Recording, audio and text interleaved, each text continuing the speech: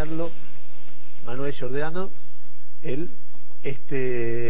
lo practiqué y no me sale, Martín Carrizo, levante la mano, Francisco Marano, levante la mano, y Laurentina Alonso, bueno, ella es fácil de reconocer. Los cuatro son hijos de excombatientes. ¿Mostrás la primera cámara de él? Sí. Ahí se enfoca. En la espalda. ¿Y la espalda también? Sí, la espalda también. Voy a sacar el micrófono, si me doy vuelta. No, entonces espera, yo te claro, no te preocupes. Ahí está, jóvenes latinoamericanos por la soberanía de Malvinas. Sí, ahí va. Los cuatro.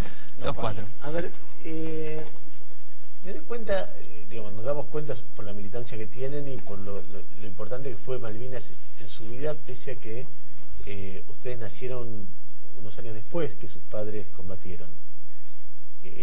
¿Por qué en una familia, o por qué, o cuéntenos cómo es que es tan importante, a tal punto que 30 años después ustedes están militando por esto?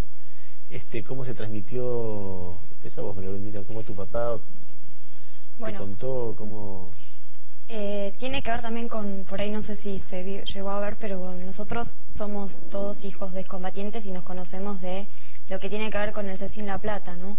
¿Qué es el CECIN La Plata? El CECIN La Plata es el Centro de Excombatientes Islas Malvinas, es donde nos conocimos y es donde nosotros escuchamos los relatos de nuestros padres y es donde, digamos, mamamos esta causa.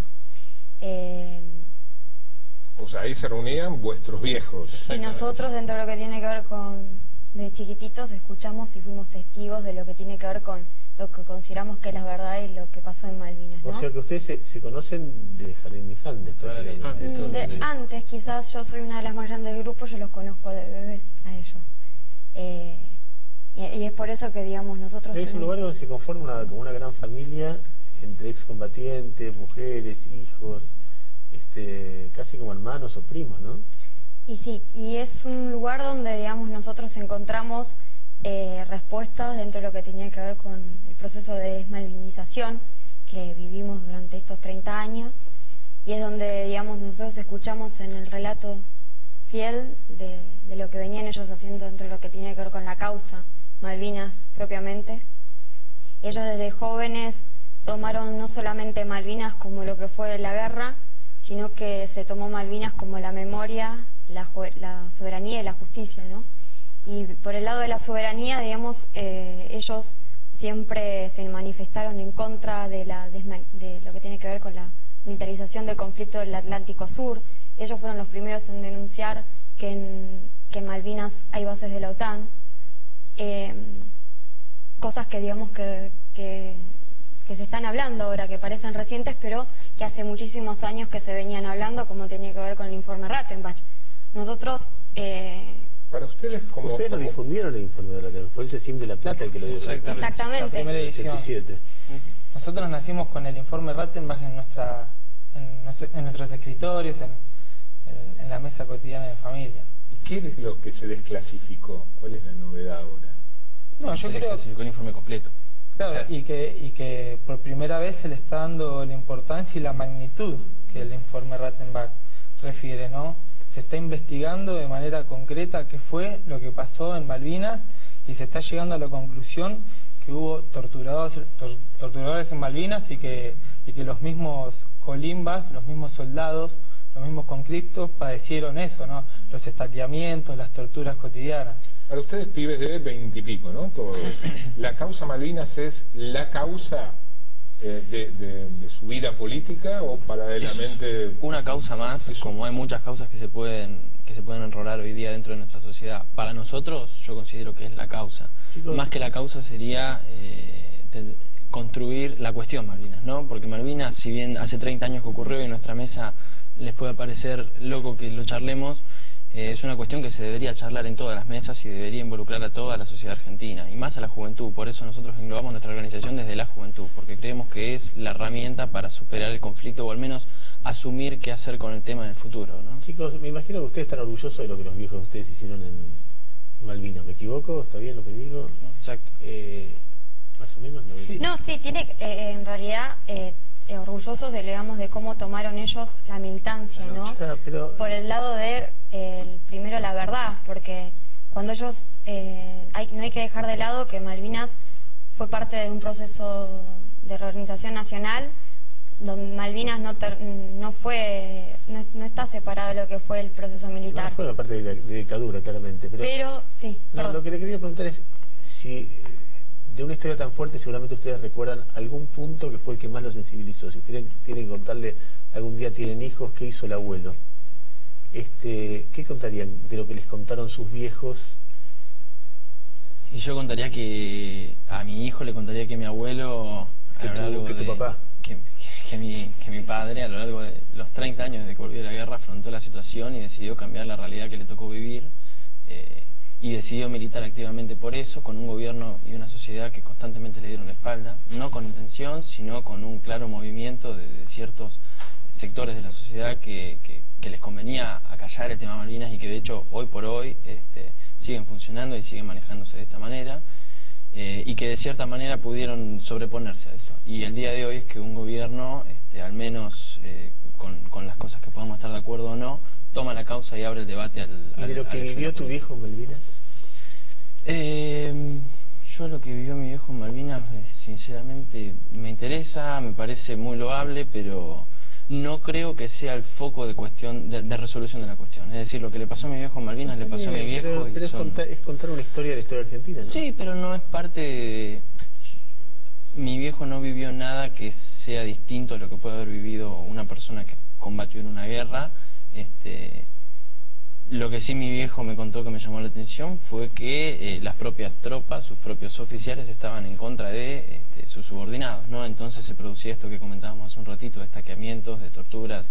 Es decir, el mismo proceso que se vivía en el continente se vivió en las islas. ¿Irían a una guerra? No.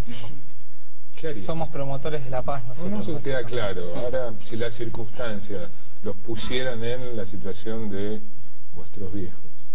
Consideramos que hoy en día, y es más, digamos, a nivel mundial, la solución de los conflictos no tiene que ser por lo vía bélico. Carta de Naciones Unidas establece que los conflictos deben resolverse por los medios pacíficos, y consideramos que las guerras siempre producen lo que decimos, no es casual que en las guerras muera fuego. ¿Alguno se planteó la figura del desertor? Yo me la planteo cuando escucho las historias de los suboficiales. Digo, si querés que te cuente una historia interna, es que mi viejo combatió dos guerras, la de Malvinas y la guerra interna, la del gobierno, la de los suboficiales, que fueron los primeros que corrieron y los primeros que dejaron a la tropa en bandas, por llamarlo de alguna manera. No solo oficiales, suboficiales, te dicen. Por supuesto. ¿Cómo que corrieron? Cuando venían los ingleses... Eran los primeros en salir, eso es lo que dijeron, lo que nos contaban. Es más, dentro de lo que tiene que ver con el informe Rattenbach, y militares lo reconocen, en Malvinas nadie siguió ninguna orden, cada uno hacía la suya, y los que sufrieron fueron los jóvenes, los colimbas que estaban en el frente, ¿no? Si se puede hablar de lo bélico. Si mirás la foto de la rendición, el momento en el que se encuentran Menéndez y Jeremy Moore, ves una imagen que es me parece contrastante y clara. Lo tenés a Jeremy Moore, que fue el general que firma la rendición, vestido de guerra, todo camuflado, pintado, armado. Y lo ves a Menéndez con el trajecito de gala, gomina, zapatos. Para mí es como una imagen muy clara de lo que es la ineficiencia del ejército armado al llevar a cabo una guerra tan improvisadamente. Yo sé, es una pregunta muy infantil la que voy a hacer, pero es la que me sale y quiero saber que uno ve dos personas como símbolos a las cuales tenerle bronca por la guerra de Malvinas. Una es Margaret Thatcher y otra es Galtieri. Como símbolos, es decir, los dictadores argentinos que iniciaron la guerra y llevaron a gente sin preparación y sin órdenes, y por otro lado la respuesta británica que la guerra genera lo que genera. ¿Cuál de los dos le parece que es más responsable de lo que pasó, si se puede establecer un orden? ¿Responsable acá, en Argentina? Galtieri. Responsable... A ver, ¿quién de los dos te da más bronca? Que representan lo mismo, me parece. A nosotros nos representan lo mismo. Son, así como decís vos, son las dos personas que representan la guerra de Malvinas, A ver, yo el creo conflicto que, de todas bélico. maneras, lo llamativo también es que Galtieri haya sido presidente no porque no fue, o sea, en sí el cargo fue de presidente, no fue el presidente electo, fue un presidente de facto, pero era presidente de la República. En definitiva, Margaret Thatcher lleva adelante una política de un Estado, de una potencia hegemónica, imperialista, que siempre se manejó de la misma manera a lo largo de la historia y que no nos debería sorprender la actitud de Inglaterra en ese sentido.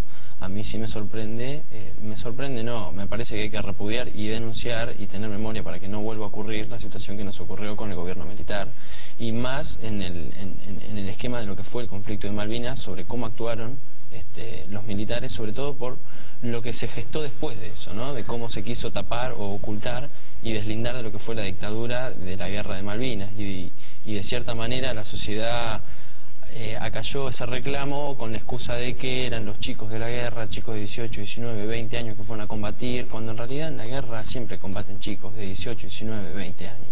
Por último, ¿cuál es el mejor libro sobre Malvinas? Malvinas. Haikus de guerra.